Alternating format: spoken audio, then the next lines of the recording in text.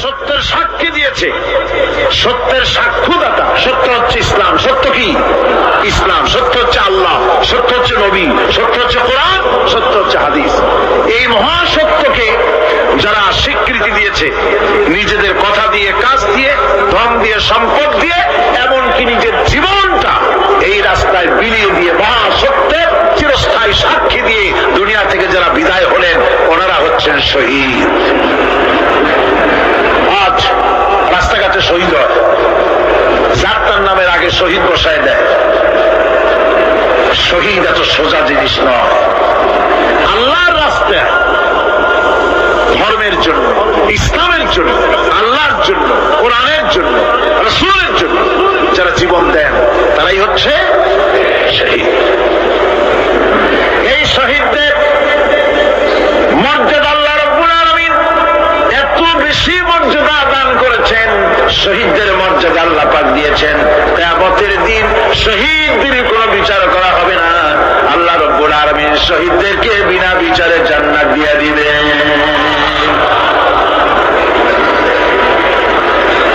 শহীদের বিশাল মর্যাদা, বিরাট মর্যাদা।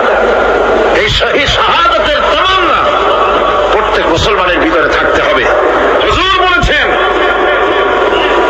শহীদি মওতের যন্ত্রণা পিঁপড়ায় কাটার যন্ত্রণার চাইতে বেশি কিছু নয়।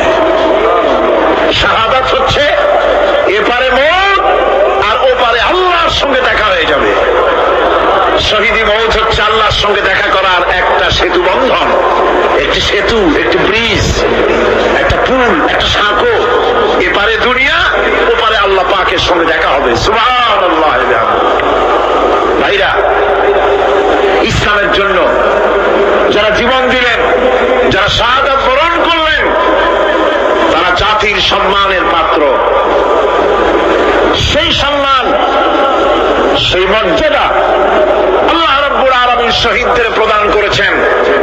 হযরত আব্দুল্লাহ জুলবাজাদাইন, যার কথা বুখারীতে লেখা হয়েছে। সুবহানাল্লাহ। যুবক মানুষ ইসলাম কবুল করেছেন। ইসলাম কবুল করতে গিয়ে বাড়ি ঘর, জায়গা জমি কিছুই ছিল না। ছোট্ট অবস্থায় বাবা মারা গেছে, চাচার ঘরে লালিত পালিত হচ্ছিলেন। এরপরে রাসূলের প্রতি ঈমান আনবেন, চাচার ভয়তে পারেন না। হুজুর হিজরত করলেন। আব্দুল্লাহ, তার নাম ছিল আব্দুল উজ্জা। তিনি চলে গেলেন চাচার কাছে। চাচা গো, মুহাম্মদ সাল্লাল্লাহু আলাইহি ওয়াসাল্লাম আল্লাহর নবী, ব্যাপারে তোমার মত কি? তিনি বলেন আমারও তো তাই মনে হয়। যদি তাই মনে হয় তার উপর ঈমান আনবেন কিনা? চাচা বলে না, কখন ঈমান আনবো না। ভাতিজা বলতেছেন চাচাজি, বছরের পর বছর ধরে অপেক্ষা করতেছিলাম, আমি আপনার অধীনে আছি বলে ইসলাম কবুল করতে পারি নাই। আমার ইচ্ছা ছিল আপনি আগে করবেন, তারপরে আপনাকে দেখা দেখি আমি করব। কিন্তু আপনি যখন ইসলাম কবুল করলেন না, আর করবেন না বলে যখন ঘোষণা দিলেন, আপনাকে উপস্থিত রেখে আমি ঘোষণা দিলাম লা ইলাহা ইল্লাল্লাহু মুহাম্মাদুর রাসূলুল্লাহ। চাচা বলছে, ভাতিজা এর পরিণাম জানো? না, জানি না। এর পরিণাম হচ্ছে তুমি আমার বাড়িতে থাকো, আমার বাড়ি ছাড়তে হবে। বললেন রাজি আছি। উট, ছাগল, ভেড়া, ঘোড়া যা দিছি ছাড়তে হবে। বলছে রাজি আছি। চাচা বলছে শুধু তাই নয়, পরনে যে লুঙ্গি আছে, গায়ে যে জামা আছে, তামার পয়সার লুঙ্গি জামা ছাড়তে হবে। ভাতিজা বলছে ঈমানের জন্য যা চাও সব ছেড়ে দেব। জামা লুঙ্গি খুলে ফেলে দিয়ে দিলেন। হাদিস। তিনি চলে গেলেন মায়ের কাছে। ওই অবস্থায় মা এই যুবক ছেলেকে উলঙ্গ অবস্থায় দেখে 2 হাত দিয়ে নিজের চোখ চেপে ধরেছেন। বাবা, তোমার এই অবস্থা কেন? ছেলে বলছেন, মা, ঈমান আনার কারণে আমার এই অবস্থা হয়েছে। মা বলে, বাবারে কি চাও আমার কাছে? আব্দুল উজ্জা বলছে, মা কিচ্ছু চাই না, একটুখানি কাপড় আমারে দাও, আমি বিশ্ব নবী মুহাম্মদ সাল্লাল্লাহু আলাইহি ওয়াসাল্লামের খেদমতে যেতে চাই। মায়ের কাছে পুরানা কম্বল ছিল, কম্বলটা তিনি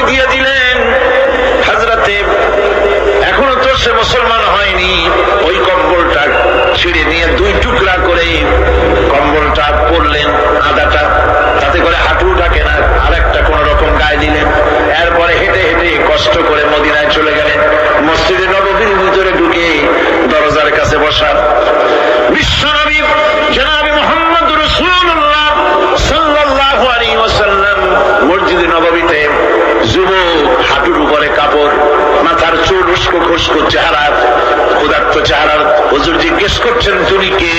তিনি বললেন আমার নাম আব্দুল উজ্জা। তোমার এই অবস্থা কেন? তিনি বললেন হুজুর ঈমান আনার জন্য বাড়ি ঘর জায়গা জমি উট বাছুর সব হারাইছি, এমনকি পরনের লুঙ্গিও আমার দেয় নাই, মায়ের কম্বলটা ছিড়িয়ে দিয়েছি।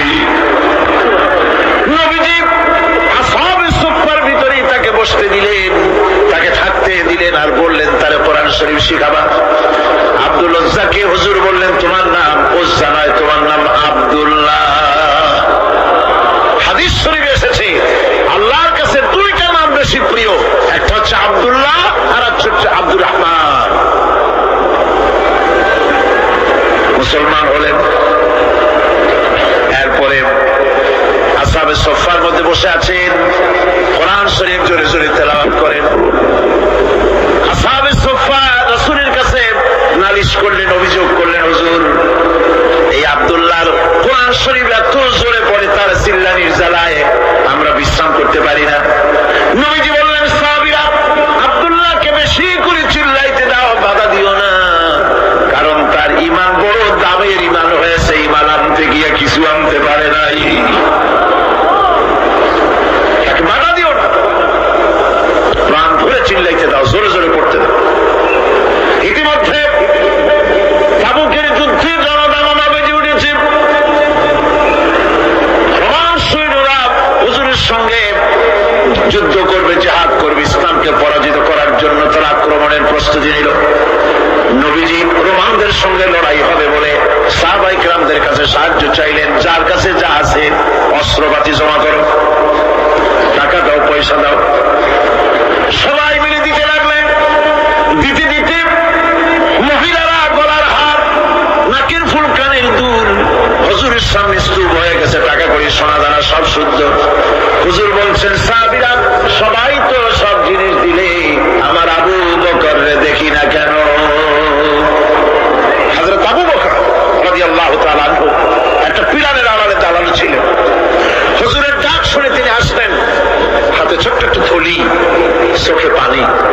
থলিটা হুজুরের হাতে তুলে দিলেন। হুজুর থলি ছাড়লেন, দেখা গেল কয়েকটা দিরহাম আর কয়েক কেজি গম, আর কিছু নেই। হুজুর তাকালেন, দেখছেন আবু বকর রাদিয়াল্লাহু তাআলা আনহু চোখের পানিতে দাঁড়িয়ে ভিজে ভিজে পড়তেছে। হুজুর বললেন আমার সাহাবীরা আজ তোমরা সকলে মিলে যে দান করেছো, সেই দানের তুলনায় আবু বকর যে দান করেছে আল্লাহ রাব্বুল আলামিনের কাছে তার বেশি মূল্য হয়েছে। মনের মধ্যে অনেকের প্রশ্ন জাগলো, কেমন করে তা হলো? আমরা এত এত দিলাম। হুজুর জিজ্ঞেস করলেন ও সাহাবী তুমি কত দিয়েছো, বাড়ি কত আছে? তিনি বললেন এত দিছি, এত আছে। তুমি কত দিয়েছো, কত রেখে এসেছো? প্রত্যেকে এরকম বলল। হযরতে ওসমান, হযরতে ওমর, হযরতে আলী রিদওয়ানুল্লাহ তাআলা আলাইহিম আজমাইন তারাও বললেন অর্ধেক এনেছি, অর্ধেক থুয়ে আসছি, 2 ভাগ এনেছি, 1 ভাগ রেখে আসছি। সব শেষে নবীজি হযরত আবু বকর রাদিয়াল্লাহু তাআলা আনহুকে প্রশ্ন করলেন, আবু বকর তুমি কি এনেছো আর বাড়ি কি রেখে এসেছো? হযরত আবু বকর বলেন ইয়া রাসূলুল্লাহ, ইয়া হাবিবাল্লাহ, আমার বাড়িতে জাগতিক সম্পদ বলতে যা বুঝায় সবটুকু এনে নবীজির কদম মোবারকে দান করে দিয়েছি। আবু বকরের ঘরে এখন আল্লাহ আর তার রাসূল ছাড়া কোনো জিনিস বাকি নাই, যা ছিল সব এনেছি। হুজুর জিহাদে রওনা হলেন 30,000 সৈন্য সাথে, 30 সহস্র সৈন্য নিয়ে নবীজি তাবুকের দিকে চললেন। পথের মধ্যে হযরত আব্দুল্লাহ এসে হুজুরের সামনে দাঁড়ায় গেছেন। আব্দুল্লাহ এসে বলেন ইয়া রাসূলুল্লাহ একটু দাঁড়ান। এই জিহাদে মেয়ে লোক, পুরুষেরা, সাহাবীরা সবাই প্রাণ ভরে দান করলো, কিন্তু আমি এমন এক বান্দা আল্লাহর কিছুই দিতে পারলাম না। আমার তো দেওয়ার মতো কিছুই নাই হুজুর, আমার দেওয়ার মতো কিছুই নাই। তবে আমি আপনার কাছে দোয়া চাই, আপনি দোয়া করুন আমি যেন এই যুদ্ধে, এই জিহাদের ময়দানে আমি যেন শহীদ হতে পারি। নবীজি বললেন একটু বাকল নিয়ে আসো গাছের। একটা গাছের বাকল আনা হলো। এই বাকলটা হুজুর নিজ হাতে আব্দুল্লাহর হাতে বাঁধা দিলেন আর বললেন রব্বুল আলামিন আমি আব্দুল্লাহর রক্ত কাফিরদের জন্য হারাম করে দিলাম।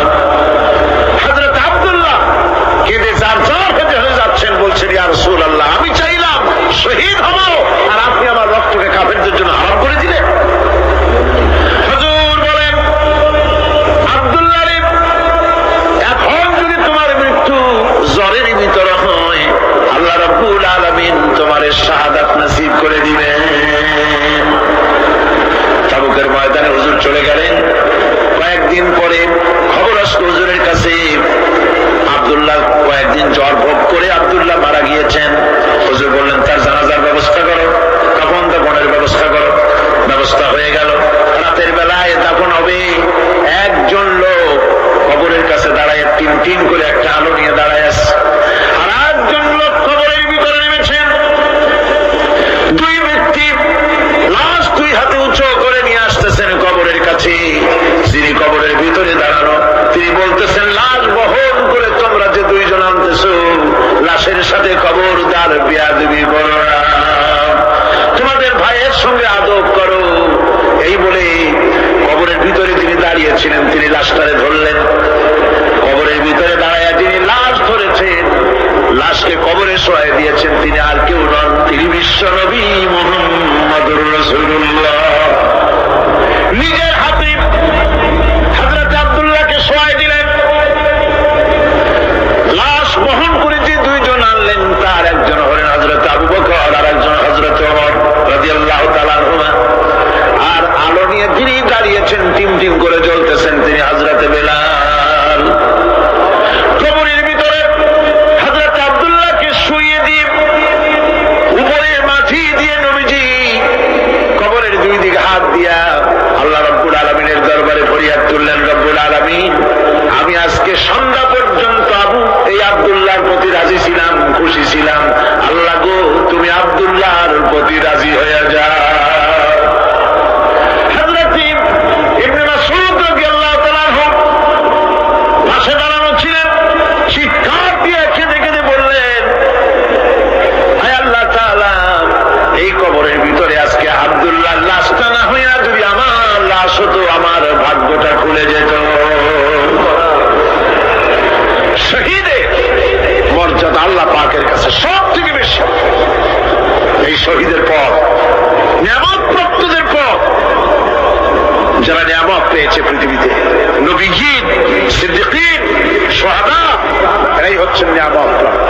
আল্লাহর রাস্তায় জীবন দেওয়ায় যে মজা, পৃথিবীতে আর কোনো কিছুতে সেই মজা নাই। হযরত ওমর রাদিয়াল্লাহু তাআলা আনহু দোয়া করতেন, আল্লাহুম্মা রযুকনি শাহাদাতান ফি সাবিলিক ওয়াজআল মাউতি ফি বালাদি রাসূলিক। হে আল্লাহ, তুমি আমাকে শাহাদাতের মওত আমাকে দান করো। শাহাদাতের তামান্না প্রত্যেকটি মুসলমানের ভেতরে থাকতে হবে। শহীদ হওয়া যাবে ইসলামের জন্য।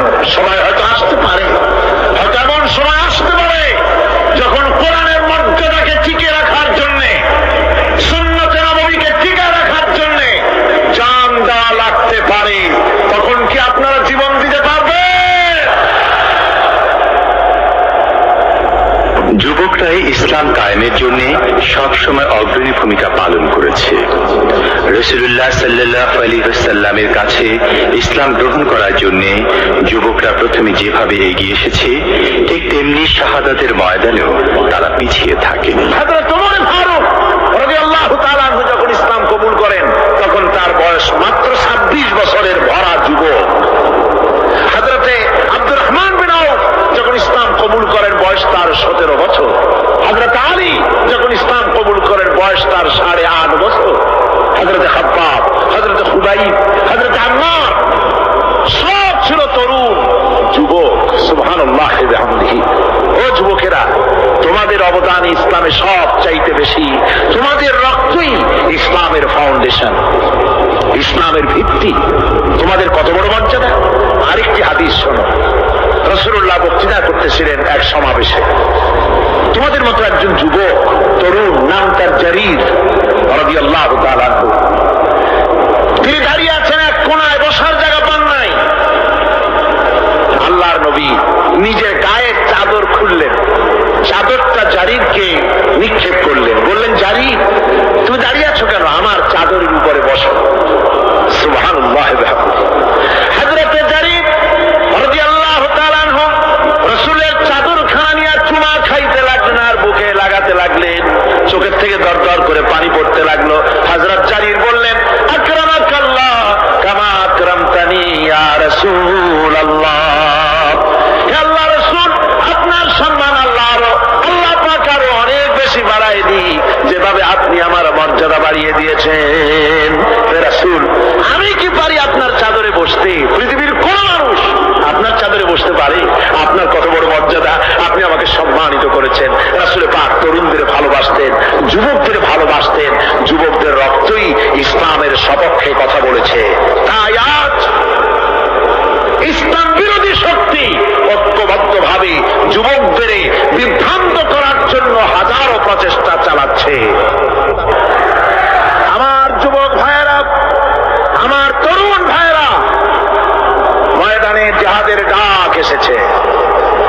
জিহাদের কি এসেছে? জিহাদের ডাক এসেছে। পিছনে ফিরে তাকাবার আর সময় নাই। তোমাদের মতোই যুবক ছিলেন হযরতে হানজালা, যুবক। জিহাদের ডাক শুনে উহুদের ময়দানে কাফিরদের বিরুদ্ধে লড়াই করে হযরতে হানজালা শাহাদাত বরণ করলেন। আল্লাহর নবী শুহাদায়ে উহুদের জানাজা পড়ার সময় যখন জানাজা দিতে দাঁড়াবেন, তখন হানজালার স্ত্রী এসে বলেন, ইয়া রাসূলুল্লাহ, আমার স্বামী হানজালার উপরে গোসল ফরজ ছিল, কিন্তু জিহাদের নাম শুনে পাগল হয়ে গিয়েছে। জিহাদে এসেছে, শাহাদাত বরণ করেছে। অন্যদের তো গোসল দেওয়ানো হচ্ছে না, কিন্তু আমার স্বামীকে যেন গোসল দেওয়ানো হয়। শহীদদেরকে গোসল দেওয়া হয় না, রক্ত মাখা জামা কাপড় পরা অবস্থায় কবরে রেখে দেওয়া হয়। তার কারণ মামা হাসার গারে খোদা পুরসিদ বাগুয়াম দার জবাবে ও শহীদে খঞ্জরে শিকাত গওয়াহিয়া কফন্দারম। কিয়ামতের ময়দানে শহীদ আল্লাহর দরবারে হাজির হয়ে যাবে। ক্ষত চিহ্নগুলো নিয়ে, ড্যাগারের চিহ্ন, খুরের চিহ্ন, বুলেটের চিহ্ন, খঞ্জরের চিহ্ন, তরবারির চিহ্ন, ক্ষত চিহ্নগুলি নিয়ে আল্লাহর দরবারে দাঁড়াবে। আল্লাহ রাব্বুল আলামিন প্রশ্ন করবেন, তোমাদের গায়ে সবে এগুলি কি? তোমরা কারা? তারা বলবে, রব্বুল আলামিন, আমরা তোমার গোলাম, তোমার দ্বীন প্রতিষ্ঠা করার কাজে নিয়োজিত ছিলাম। কাফেরেরা বরদাস্ত করতে পারে নাই, লড়াই হয়েছে। তাদের আঘাত খেয়ে জর্জরিত হয়ে তোমার দ্বীন প্রতিষ্ঠার অপরাধে আমাদেরকে তারা মেরেছে। ওই দাগগুলি নিয়ে আজ তোমার দরবারে হাজির হয়ে গেছি। রব্বুল আলামিন বলবেন, শহীদ রে, মা বাবের মহব্বত, সন্তানের মহব্বত, স্ত্রীর মহব্বত তোমার কলিজার মধ্যে জায়গা লাগে নাই, আমাকে বেশি মহব্বত করেছো। সুতরাং আজকে আমি তোমার কোন হিসাব নিব না, বিচার করব না। বিনা বিচারে, বিনা হিসাবে তুমি আমার জান্নাতে চলে যাও। হযরতে হানজালার স্ত্রী বলেন, ইয়া রাসূলুল্লাহ, আমার স্বামীকে যেন গোসল করানো হয়। হযরতে রাসূল পাক সাল্লাল্লাহু আলাইহি ওয়াসাল্লাম গোসলের নির্দেশ দিতে যাবেন। এমন সময় হযরতে জিবরাইল এসে বলেন, ইয়া রাসূলুল্লাহ, হানজালার গোসলের কোনো প্রয়োজন আপনাকে করাতে হবে না, কোনো উদ্যোগ নেওয়ার কোনো প্রয়োজন নাই। আল্লাহ রাব্বুল আলামিন হানজালার শাহাদাতে এত খুশি হয়েছেন, যার কারণে আল্লাহ পাক দুনিয়ার কোনো সাধারণ পানি নয়, হাউজে কাউসারের পানি দিয়া আর নূরের তৈরি রহমতের ফেরেশতা দিয়া হানজালার গোসলের বন্দোবস্ত করে দিয়েছেন। যুবকেরা, তরুণেরা, তোমাদের মতোই দুই তরুণ মাঝ আর মুআওয়াজ বদরের যুদ্ধে রাসূলের সামনে হাজির। বলছেন, ইয়া রাসূলুল্লাহ, আমার বাপেরা, আমার বাপ চাচারা সব জিহাদে গিয়েছে, আমরা যেতে পারলাম না, কেউ আমাদের নিল না, মেহেরবানি করে পারমিশন দেন, যুদ্ধে শরীক হই। হুজুর বলেন, না, তোমাদের মতো এত ছোট ছেলে আমি পারমিশন দেব না। কেমনে দেই? ছেলেরা কাঁদতে লাগলো। আল্লাহ নবী বলেন, বেশ, তোমাদেরকে আমি পারমিশন দিব, দুইজন কুস্তি লড়ো, যার গায়ে শক্তি বেশি আমি তাকে পারমিশন দেব। দুইজনের লড়াই শুরু হলো। মুআওয়াজ ছোট, মুআওয়াজ মাদের কানে কানে বলে, ভাই, তুমি তো এক ধাক্কাই আমাকে ফেলে দিতে পারবে, তোমার গায়ে বল বেশি, কিন্তু ভাই, আল্লাহর কসম করে বলি, তুমি আমাকে একবার ফেলে দেওয়ার পর আমি যখন তোমাকে ধরবো, তুমি নিজে ইচ্ছে করেই পড়ে যেও, তা না হলে তো আমি চান্স পাবো না। রাসূলুল্লাহ বুঝতে পারলেন, দুজন কি পারমিশন দিয়ে দিলেন। জিহাদ শুরু হয়ে গেল। জিহাদের ময়দানে তারা অংশ নিলেন। হযরত আব্দুর রহমান বিন আওফ বলেন, আমি এই দুইজনকে দেখে বড় বিরক্ত অনুভব করলাম। এই বিরাট জিহাদের ময়দানে এই দুই তরুণ ছোট ছেলে কেন আসলো? তারা আমাকে কাছে এসে জিজ্ঞেস করলো, চাচাজি, আমরা মদিনার আনসারের ছেলে, আমরা শুনেছি রাসূলুল্লাহকে সবচাইতে বেশি কষ্ট দিয়েছে আবু জাহেল মক্কায়, ওই লোকটারে আমরা চিনি না, একটু দেখায় দেন লোকটা কই। আব্দুর রহমান বিন আওফ বলেন, ওই যে দেখা যায়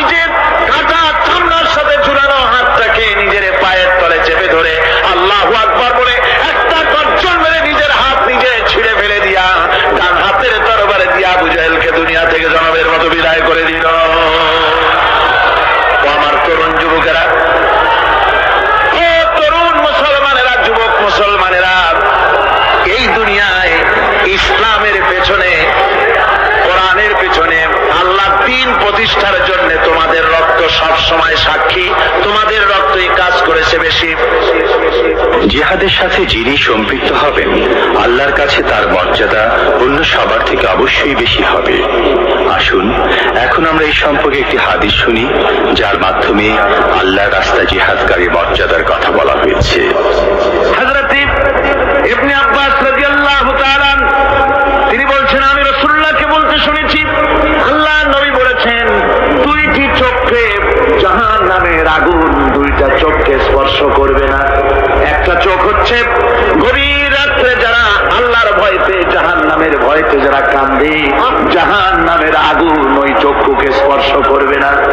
আর যারা দিন প্রতিষ্ঠার জন্য, আল্লাহর দিন কায়েমের জন্য ময়দানে যারা লড়াই করে, রাতের বেলায় পাহারা দেয়, ওই পাহারারত চোখের মধ্যে জাহান্নামের আগুন ওই চোখে স্পর্শ করবে না।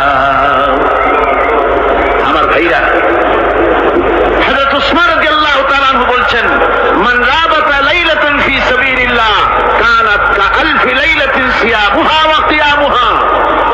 হাজার রাত ধরে রোজা রাখলে, হাজার রাত ধরে ইবাদত করলে, আর হাজার দিন ধরে রোজা রাখলে যে সওয়াব হবে, একটা ঘন্টা একটা রাত যদি কেউ পাহারা দেয় আল্লাহর দ্বীনকে প্রতিষ্ঠার জন্য, আল্লাহর দ্বীনের কোন ইসলামী রাষ্ট্রের প্রহরায় যদি কেউ যদি থাকে, একটা রাতে পাহারা দিয়ে যে সওয়াব হবে, হাজার হাজার বছর ধরে নামাজ রোজা করে ওই সওয়াব পাওয়া যাবে না। সুবহানাল্লাহ।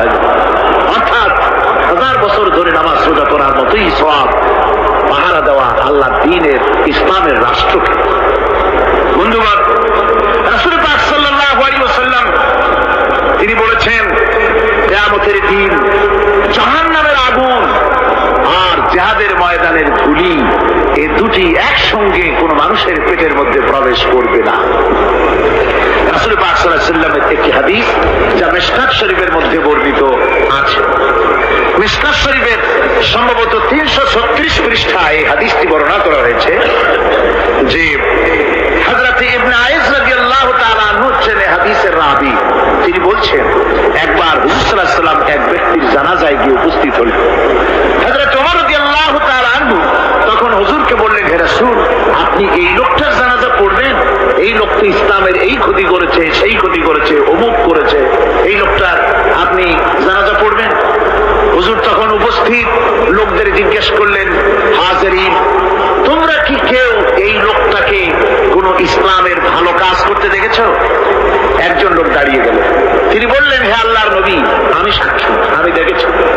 একটা মুজাহিদ বাহিনী জিহাদ করে ফিরতেছিল, তো এক জায়গায় তারা ডেরা গাড়লো, শিবির স্থাপন করলো রাত কাটাবে বলে। আমি দেখেছি এই লোকটি সারা রাত সেই মুজাহিদদেরকে, সাহাবীদেরকে সারা রাত জেগে জেগে পাহারা দিয়েছে। আল্লাহর নবী জানাজার ইমামতি করলেন, আর এরপরে তাকে কবরের মধ্যে মাদফুন করে দিয়ে নবীজি তার কবরের পাশে দাঁড়িয়ে বললেন, ইন্না আসহাবাকা ইয়াযুন্নুনা আন্নাকা মিন আহলিন নার ওয়া আনা আশহাদু আন্নাকা মিন আহলিল জান্নাহ। নবীজি বলছেন, ও কবরবাসী, তোমার সাথীরা মনে করে তুমি জাহান্নামী, আর আমি নবী মুহাম্মদ সাল্লাল্লাহু আলাইহি ওয়াসাল্লাম সাক্ষী দিচ্ছি তুমি বেশক আল্লাহর বেহেশতি, তুমি অবশ্যই আল্লাহর জান্নাতে যাবে। এরপর হযরত ওমরের দিকে ফিরে রাসূলুল্লাহ বললেন, ওমর, মানুষের শুধু বাহ্য দৃশ্যটাই দেখো না, তার অন্তরের জাজবাটাকেও কদর করো। সুবহানাল্লাহ। এই জিহাদের ময়দানে যারা কাজ করে, জান দেয়, মাল দেয়, আল্লাহ পাক তাদের উপরে রহম করে।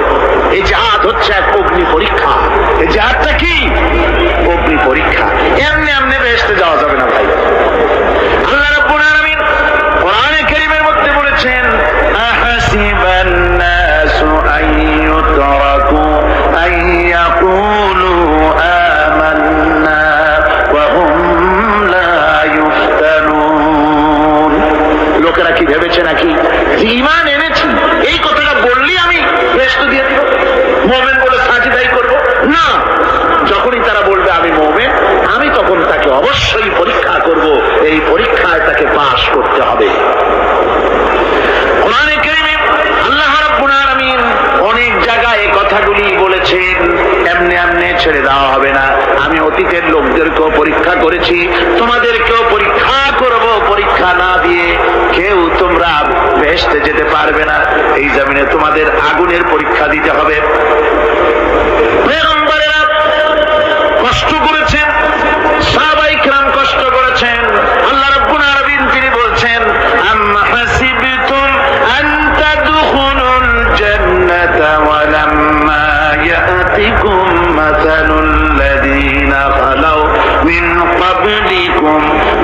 مستهم البأساء والضراء وزلزلوا حتى يقول الرسول والذين معه متى نصر الله ألا إن نصر الله قريب আল্লাহ রাব্বুল আলামিন বলেন, তোমরা কি মনে করেছো যে তোমরা বেহেশতে প্রবেশ করবে, অথচ তোমাদের পূর্বে যারা এই পৃথিবীতে এসেছিল তাদেরকে আমি যেমন পরীক্ষা করেছি ওরকম পরীক্ষা এখনো তোমাদের উপরে আসে নাই, ওরকম বিপদও আসে নাই, মুসিবতও আসে নাই। এমন বিপদ এসেছিল নবীদের উপরে, সাহাবায়ে কিরামদের উপরে, যে বিপদে মানুষ জর্জরিত হয়ে গিয়ে নবী এবং তার সাথী সঙ্গীরা একথা তারা মুখ থেকে বেরিয়ে গেছে, মাতা নাসরুল্লাহ, আয় আল্লাহ তোমার মদত কখন আসবে, তোমার মদত কখন আসবে, মার খেতে খেতে তো শেষ হয়ে গেলাম। এইভাবে যখন মার আসে চতুর্দিক থেকে আর মুমিনেরা ময়দানে পা জমায়ে টিকে থাকে দিন প্রতিষ্ঠার জন্য, আল্লাহ তখন খুশি হয়ে এক সময় ঘোষণা করে দিবেন, আল্লাহ ইন্না নাসরাল্লাহি করিব, আর দেরি নাই, আমার মদত আমার সাহায্য তোমাদের জন্য অবধারিত। সুবহানাল্লাহ। আমার ভাইরা, বিষয়টা সহজ নয়।